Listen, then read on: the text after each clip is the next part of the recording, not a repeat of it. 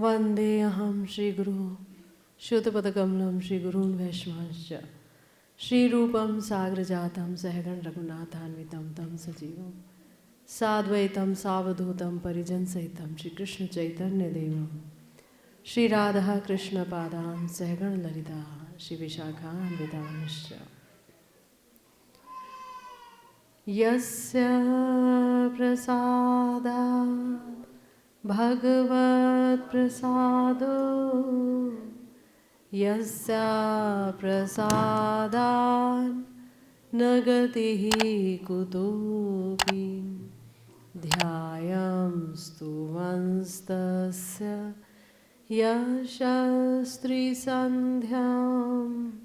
वन्दे गुरुः श्रीचरणारविन्दम् नमो महावदान्याय कृष्णप्रेमप्रदायते कृष्णाय कृष्णचैतन्य नाम्ने गौरत्विषे नमः। हे कृष्ण करुणा सिंधु दीनबन्धो जगत्पते गोपेश गोपिकान्त राधाकान्त नमोस्तुते। तप्त काञ्चन गौराङ्गी राधे वृन्दावनेश्वरी वृषभानुसुते देवी त्वं नमामि हरिप्रिये। जय रूप सनातन भट्ट रघुनाथ श्रीजीव गोपाल भट्ट दास रघुनाथ छे गोसाईर कोरी चरण बंदन जहाँ होते विघ्ननाश अभीष्ट पूरण वाञ्छाकल्पतरुभ्यश्च कृपा सिन्धुभ्येव च पतितानां पावनेभ्यो वैष्णवेभ्यो नमो नमः। हरे कृष्णा कृष्णा कृष्णा हरे हरे हरे राम राम राम हरे हरे। हरे कृष्णा कृष्णा कृष्णा हरे हरे हरे राम राम राम हरे हरे। हरे कृष्णा कृष्णा कृष्णा हरे हरे हरे राम राम राम हरे हरे। श्री वृंदावन धाम में आए हुए समस्त भक्तगणों का स्वागत है। श्री गुरु गौरांग की कृपा से ही हम धाम में आ पाते हैं और वहाँ बैठकर धामेश्वर श्री भगवान की कथाओं में हम रत हो जाते हैं, आनंद ले पाते हैं। उन्हीं की कृपा है, गुरु गौरांग की कृपा है। उनकी कृपा के अलावा हमारा कोई अवलंब नहीं है। और हमारे प्यारे गोस्वामी जी जीव गोस्वामी पाद कहते हैं कि ये जो भगवान है ना, ये हैं तो बड़े कृपालु, परंतु ये इतने ज़्यादा आनंदमय हैं, इनका स्वरूप ही आनंद से बना है, ये आनंदमय है। इसलिए आनंदमय होने के कारण इन्हें जीवों का दुख स्पर्श नहीं कर पाता। ध्यान से सुनिए, बहुत इंपॉर्टेंट बात है। ये बात हमारे जीव गोस्वामी जी भी कहते हैं, श्रीमद् भागवतम में भी वर्णित है। कहते हैं कि जैसे कि एक बहुत बड़ा तेज का पुंज, सूर्य समझ लीजिए, तो उसको अंधकार स्पर्श नहीं कर पाता। तो जीवों का जितना भी दुख है ये मैं और मेरा से उत्पन्न है, अविद्या से उत्पन्न है। भगवान के प्रति हम उन्मुख नहीं हैं, भगवान के प्रति जो विमुखता है उससे उत्पन्न है ना। अविद्या से उत्पन्न है, तमोगुण से उत्पन्न है, रजोगुण से उत्पन्न है। और भगवान को तो कोई ये गुण स्पर्श ही नहीं कर पाते। इसीलिए अगर जीव चिल्ला चिल्ला के बोले भगवान मुझे बचाओ बचाओ बचाओ बचाओ, मेरे साथ ये हो रहा है, वो हो रहा है, ऐसा हो रहा है, वैसा हो रहा है, और भगवान को तो याद ही नहीं करेगा क्योंकि कभी किया ही नहीं याद, इसलिए याद भी नहीं आएगा तुरंत ही। तो भगवान नहीं जानते इतने परम आनंदमय कि जीव का दुख क्या है। जीव के दुखों को समझने के लिए भगवान ने बनाए हैं संत। जो संत है, ये जो गुरु तत्व है, भगवान ने बनाया ही इसलिए है कि जीव पर भगवान की प्रथम प्राथमिक करुणा होती है कि वो उसे गुरु तत्व की तरफ मोड़ देता है, महत की तरफ मोड़ देते हैं। जाओ महत के पास जाओ और वहीं से मेरी कृपा मिलेगी, वहीं से भजन शुरू होगा। तो क्या भगवान किसी भी जीव पर करुणा नहीं करते? जीव तो उन्हीं के अंश हैं। तो उत्तर है करते हैं, बस एक प्रकार के जीव पर उनकी सीधी करुणा होती है और वो है भक्त। ये यथा माम प्रपद्यन्ते तांस तथैव भजाम्यहम्। भक्त समो अहम सर्वभूतेषु ना मे द्वेष्यो अस्ति ना प्रियः। मैं सबके प्रति समान हूँ, किसी के प्रति द्वेष नहीं रखता, कोई प्रिय नहीं है, लेकिन जो मेरा अनन्य भाव से भजन करता है, मयि ते तेषु चाप्यहम्, है ना, वो मेरा है और मैं उसका हूँ। तो यहाँ भगवान जो है एक अलग प्रकार से अपने आप को दिखाते हैं कि भक्तों का मैं हूँ, लेकिन जो मेरी तरफ नहीं मुड़ा, अब वो चाहे जितना रोए चिल्लाए, हाय मेरा हाथ कट गया, उंगली कट गई, ये हो गया, वो हो गया, चीख पुकार मची रहे पूरे देश में, कुछ नहीं हो सकता। तो ये जो गुरु है, गुरुदेव, ये भगवान की करुणा की घनीभूत मूर्ति है। क्योंकि ये जो गुरु तत्व है ये ही जीव के दुख से त्रस्त होता है, यही जीव के दुख से दुखी हो करके, और चूंकि भगवान का भक्त है तो इस दुख को मिटाने के लिए वो भगवान से प्रार्थना करता है। वही करुणा से विगलित होकर के जीव के कल्याण के लिए कथा बोलता है भगवान की, भगवान के बारे में शिक्षा देता है, भगवान के मंत्रों की दीक्षा देता है, भगवान से मिलाने का पूर्ण रूपेण से यत्न करता है। और इसी कारण भजन प्रारंभ होता है, उनके कारण ही। तो हमें सदा सर्वदा इस गुरु तत्व को बहुत ही बड़ा मानते हुए, उनका आभारी होते हुए तभी भगवान का भजन करना होगा, तभी भजन सफल हो सकता है। तो इसी क्रम में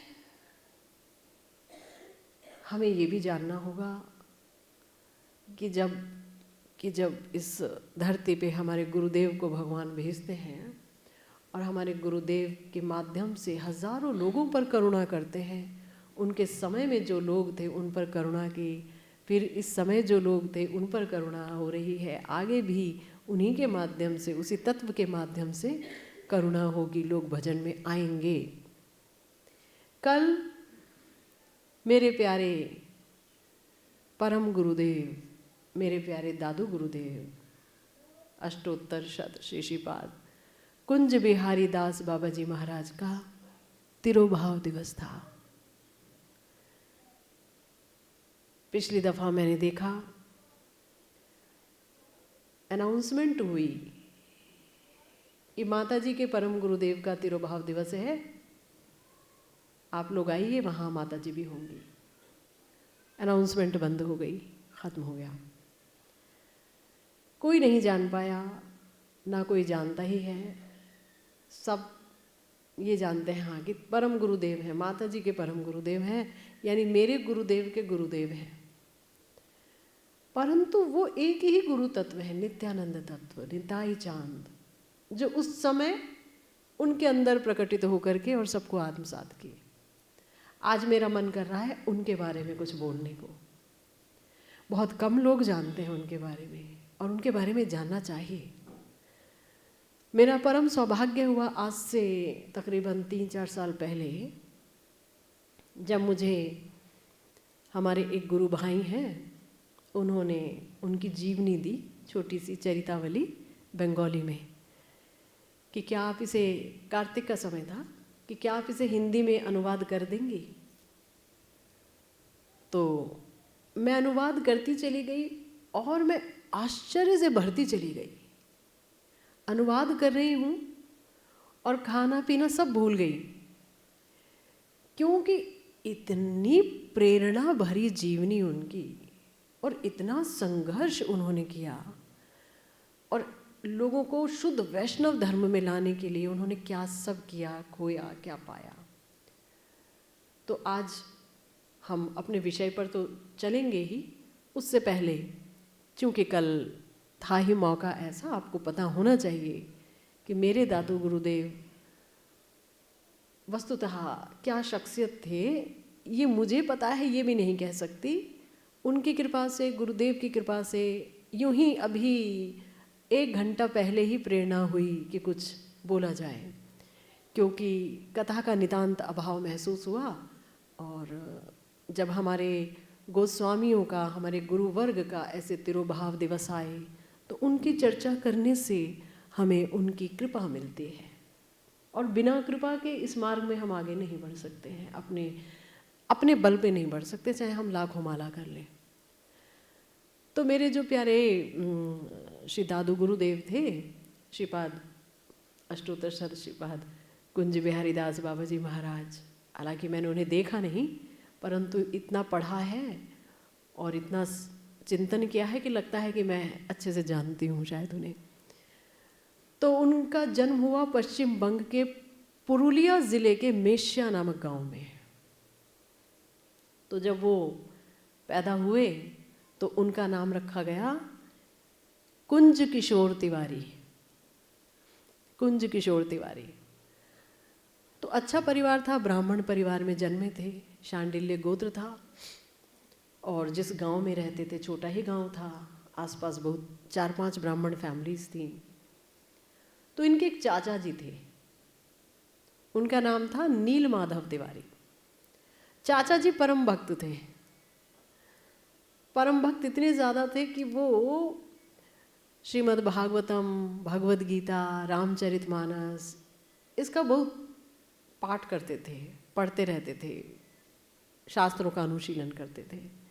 और इनके भी, यानी मेरे दादू गुरुदेव के भी पूर्व जन्म के भक्ति के संस्कार थी, तो वो उनकी तरफ आकृष्ट हो गए। उन्हीं के पास बैठते, उन्हीं से कथा सुनते, और दोनों में, चाचा भतीजा में खूब संवाद होता, खूब कथाएं होती, और ये बड़े आनंद में कथा सुनते, कथा सुनते सुनते सुनते सुनते भजन में, भक्ति में, भगवान में इनकी इतनी रुचि जागृत हो गई। माँ बाप ने पढ़ाया, ब्याह हो या ना हो, भजन शरीर से नहीं होता, भजन मन से होता है। मन अगर भगवान के चरण कमलों में अटका दो, तो परिवार कितना भी बड़ा हो, कुछ भी हो, आपका भजन होगा, उसे भजन माना जाएगा। तो लेकिन तो भी पढ़ाई के बाद अच्छा खासा पढ़ लिए तो इनको ये महसूस होने लगा कि हमारे गांव में शिक्षा की कमी है, यहाँ कोई बच्चे लोग शिक्षित नहीं होते, सब अनपढ़ हैं। तो इन्होंने अपने गांव में प्राइमरी स्कूल खोला, 5वीं तक का स्कूल, और खुद पढ़ाने लग गए, शिक्षक बन गए कि मैं पढ़ाऊंगा इन सबको। देखिए ये शुरुआत होती है जीव पर दया करने की, ये शुरुआत जितना वो जानते हैं उस यही था। पढ़ाने लगे। शिक्षा कार्य में दादू गुरुदेव तकरीबन 20 वर्ष तक रहे, 20 वर्ष तक उन्होंने पढ़ाया बच्चों को। धीरे धीरे उनका स्कूल प्राइमरी से और हायर सेकेंडरी तक हो गया, धीरे धीरे कालक्रम में। लेकिन शुरुआत ऐसे हुई। पिताजी को पता चला कि ये तो बहुत भजन में है, बहुत ज़्यादा ही भजनानंदी हैं। तो जैसा कि डर लगता है सबको कि कहीं हमें छोड़ के ना चला जाए, बाल बच्चे छोड़ के चला जाएगा, घर बार छोड़ देगा, विश्वास नहीं है। तो ये उनके चाचा जी को, नील माधव जी को खूब डांटने लगे, अनुशासन करने लगे, इन पर भी नज़र रखते कि कहीं ये चले ना जाए। देखो कितना संकट। अब ये बेचारे क्या कैसे करें भक्ति, घर में कर नहीं सकते,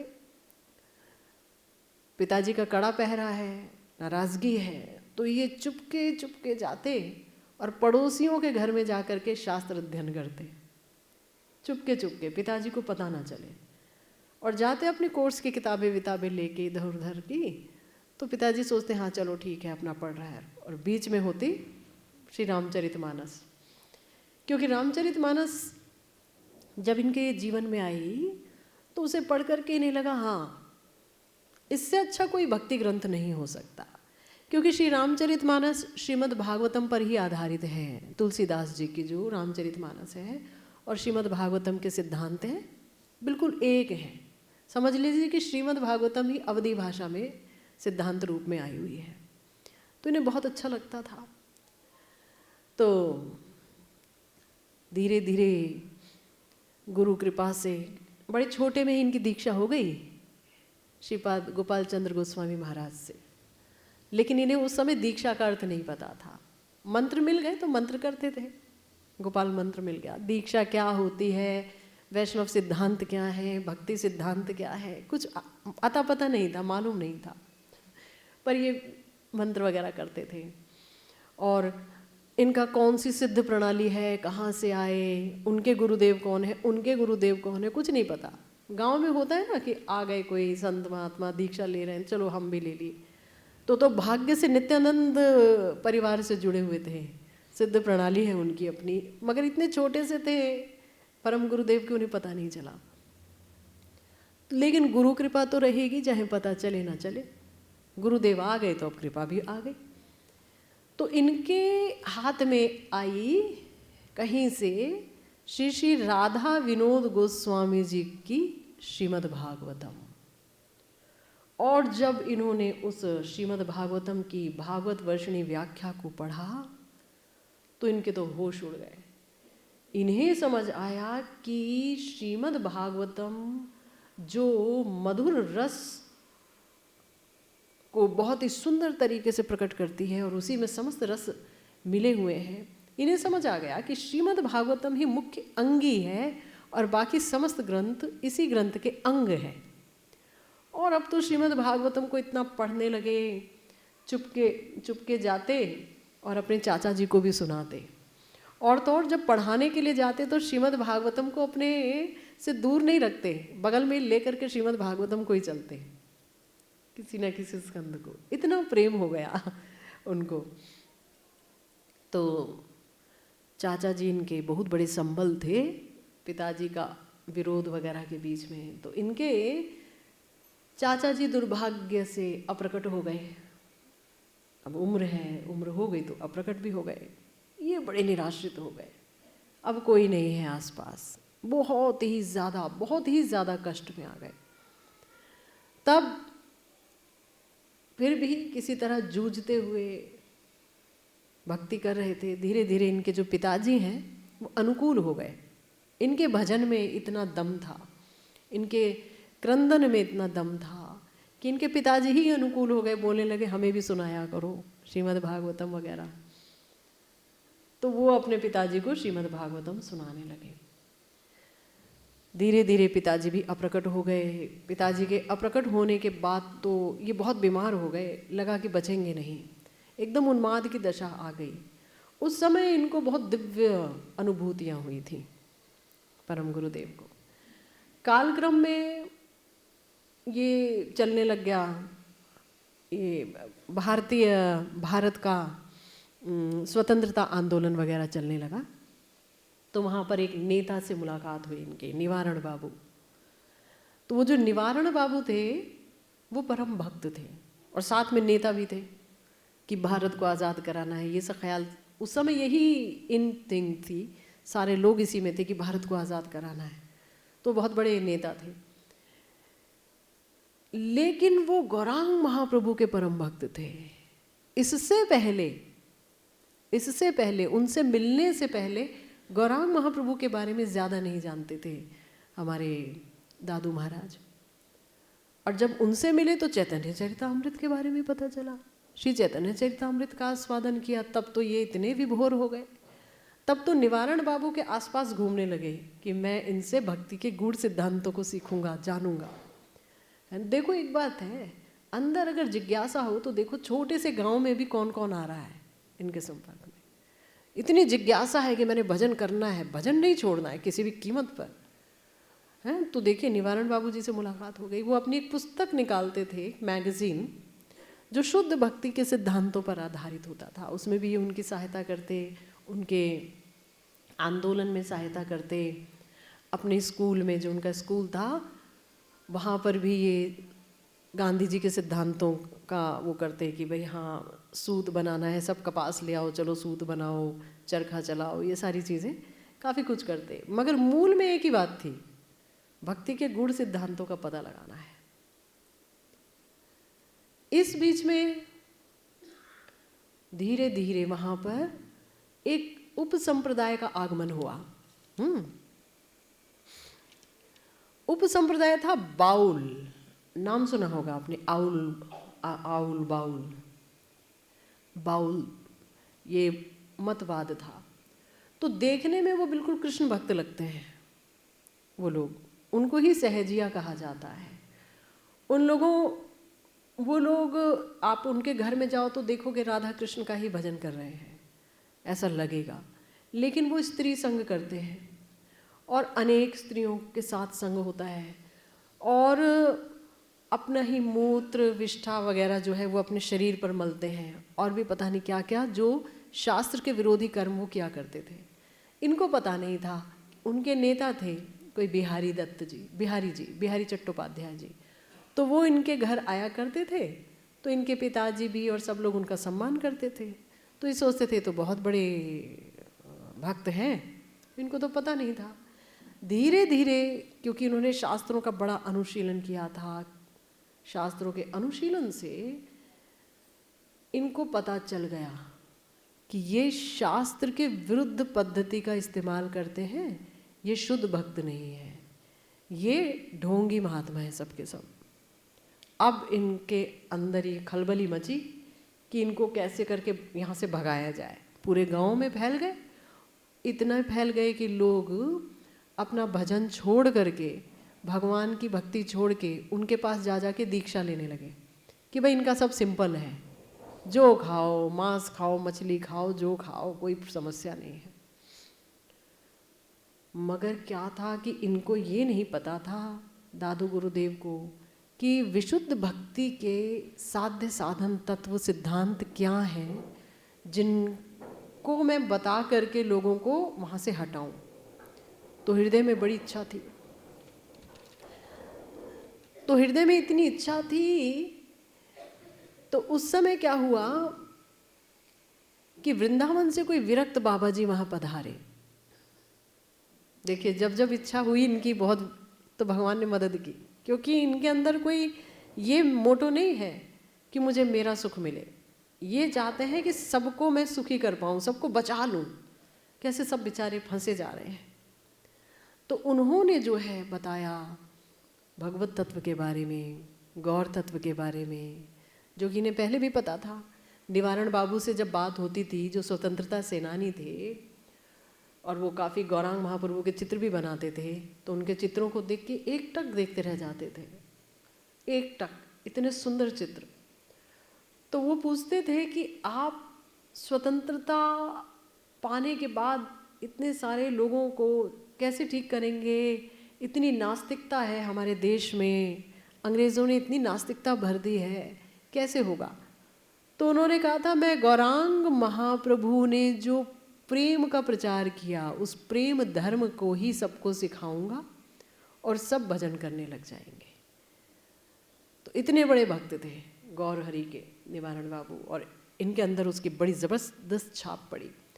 तो वृंदावन के उन संत से इन्होंने जब सुना, ये सब सिद्ध प्रणाली के बारे में सुना, इसके बारे में पता ही नहीं था कि भजन का एक ऐसा स्वरूप होता है जहाँ आपको गुरुदेव आपके सिद्ध देह का परिचय देते हैं, आप उसका चिंतन करते करते, भजन करते करते करते उसी स्वरूप का अनुभव करने लगते हैं इसी जीवन में, और इसी जीवन में उसी स्वरूप में बैठे भजन करते करते सिद्धि प्राप्त हो जाती है, और वही स्वरूप प्राप्त हो जाता है भगवत सेवा में।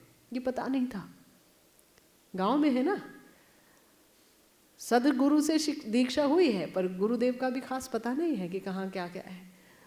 तब इन्होंने उनसे भक्ति शास्त्र का अनुशीलन किया, उनके पास साध्य साधन तत्व सीखा, और उसके बाद जो है इन्होंने क्या किया, अनेक लोगों को बाउल दल में शामिल होने से बचाया।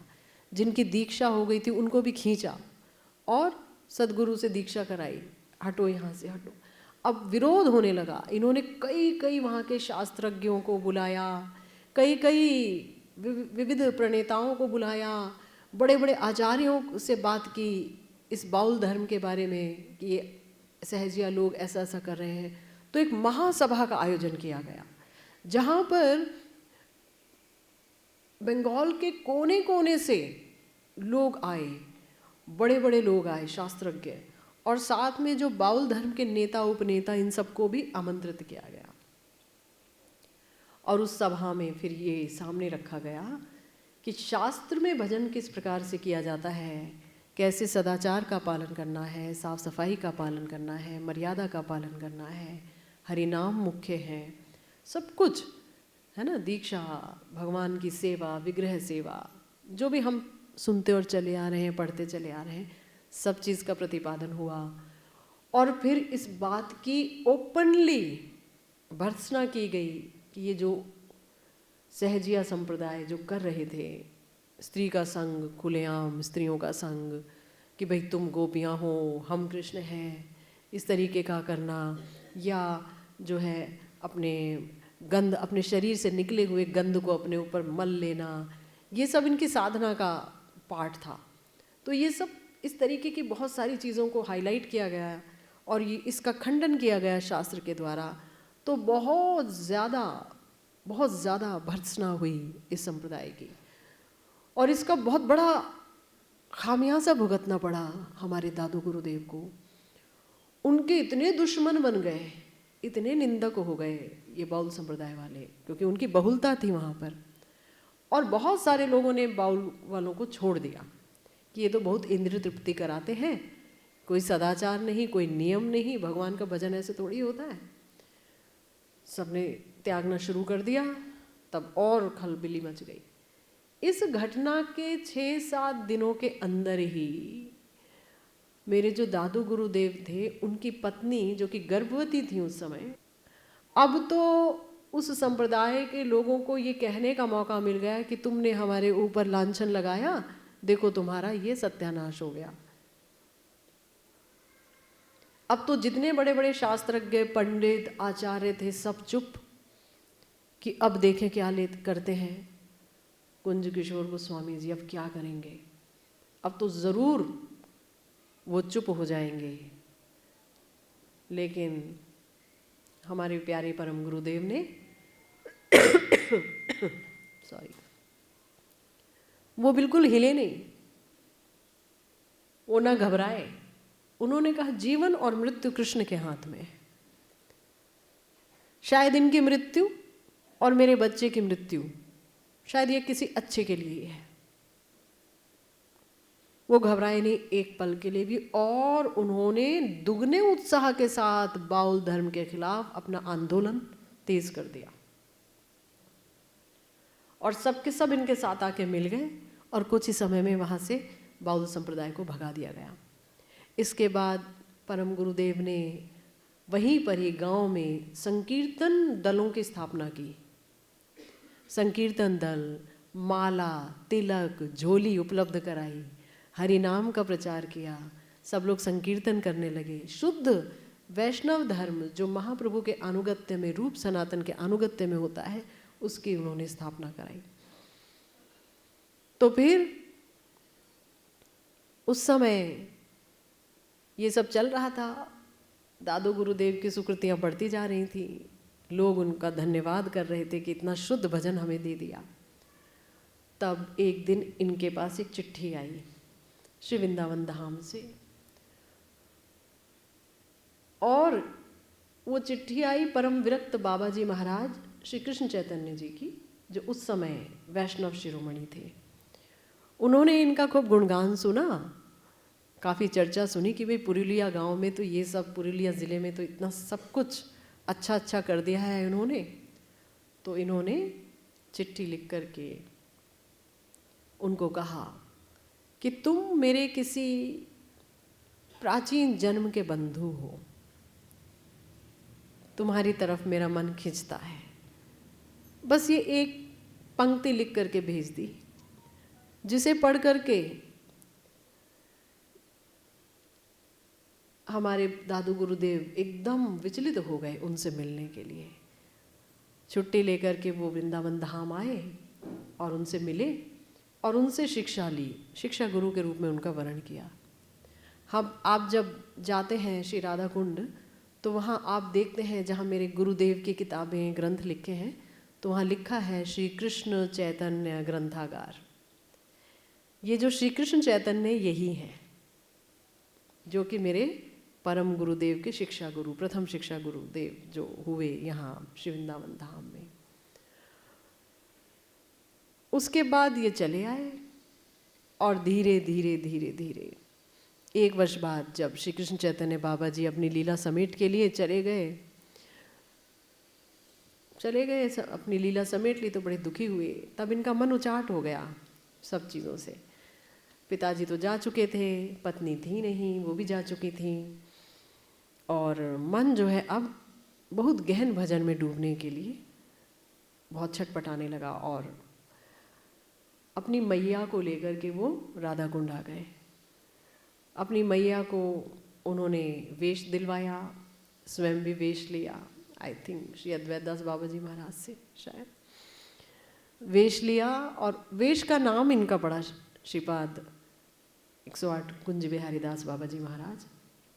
और राधा कुंड में वास हुआ, और राधा कुंड में फिर तो इन्होंने बहुत कार्य किए, प्रचार के कार्य किए, कई ग्रंथ लिखे, भवकूप में जीव की गति और मंजरी रूप, भाव निरूपण आदि अनेक अनेक ग्रंथ भी लिखे, अनेक चित्र बनाए, सब कुछ हुआ।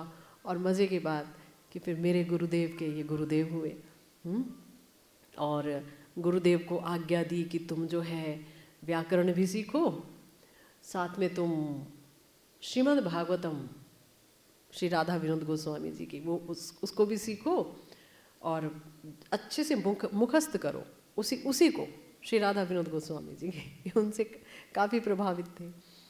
तो बाबा ने किया खूब अच्छे से, और उन्होंने व्याकरण भी सीखा गुरुदेव ने, और उनको यहाँ भेजा वृंदावन में श्रीमद् भागवतम परंपरा से श्रवण करके सीखिए आप। तो वो यहाँ आकर के सीखते थे, अपने गुरुदेव से बहुत प्यार करते थे। किंतु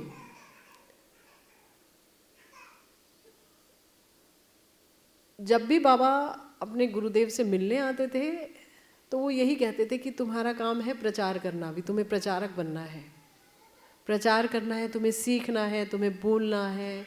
तो गुरुदेव उन्हीं के सामने ही बोलना सीखे, उनके सामने प्रवचन दिए कई बाबा बहुत, मतलब दादू गुरुदेव को बहुत अच्छा लगा। तब उन्होंने ये भी कहा कि इतने सारे ग्रंथ हैं जो संस्कृत में हैं, तुम इसे प्रकाशित करो बंगाली में। तो उनके कहने पर जो पहला ग्रंथ श्री भागवतामृतम, बृहद भागवतामृतम सनातन गोस्वामी पाद जी की, उसका मर्मानुवाद करना शुरू किया था गुरुदेव ने। और बस वो करके और वो दिखाने जा ही रहे थे प्रूफ रीडिंग वगैरह के साथ कि अब प्रेस में देंगे, गुरुदेव के हाथों में समर्पण करेंगे। इससे पहले ही उनके गुरुदेव ने, यानी मेरे दादू गुरुदेव ने, कल के दिन यानी मोक्षदा एकादशी पर अपनी लीला समेट ली। और गुरुदेव को जब ये पता चला तो उन्होंने बड़ा ही मार्मिक एक कविता लिखी है, जो कभी समय मिलेगा तो वो मार्मिक कविता भी मैं आप तक लेके आऊँगी। तो हम सब जो कि उन्हीं के बच्चे हैं, उन्हीं की परंपरा में है ना, तो हम सब उन्हीं से ये दरख्वास्त करेंगे, यही अनुनय विनय, यही प्रार्थना है हम सब की कि हम भी कलिहत जीव हैं। और इस समय माहौल ऐसा है कि बहुत हौच-पौच है, हर जगह बहुत कन्फ्यूजन है। लोग बेचारे, जैसे आपके समय में लोग समझ नहीं पा रहे थे कि क्या सही रहा है, क्या गलत रहा है, और भटक रहे थे, आपने मार्ग दिखाया। तो उस समय तो आप एक थे, अब आप विभू हैं, है ना। अब तो सब जगह हो, इस समय तो विभू हैं, राधा रानी की किंकरी हैं, श्री लवंग मंजरी, और साथ में मेरे गुरु मंजरी भी हैं आपके साथ। तो आप दोनों मिलकर के हम समस्त जीवों पर कृपा करें, ताकि हम लोग अपनी भक्ति के मार्ग में कभी भी कंफ्यूज ना हो, कभी भी अंधेरे में ना हो, कभी भी कोई संदेह हमको ना पकड़ सके कि ये मार्ग सही है कि गलत है, हम सही हाथों में हैं कि गलत हाथों में हैं, ये क्या हो रहा है, वो क्या हो रहा है। हम सिर्फ आपके संघर्षों को याद रखें, आपके आशीर्वाद को याद रखें। आपने जिस प्रकार से लोगों का उद्धार किया, आपके हृदय में जो इच्छा है समस्त जीवों के प्रति, भक्तों के प्रति, वो हमारे हृदय में संक्रमित रहे। आप हमें मार्ग दिखाते रहें। हम लोग तो बहुत ही ज़्यादा बेचारे हैं, बाकी लोग तो बड़े बड़े बाबा जीज हैं, उनका तो कोई साधन भजन भी है, उन पे तो बहुत कृपा है।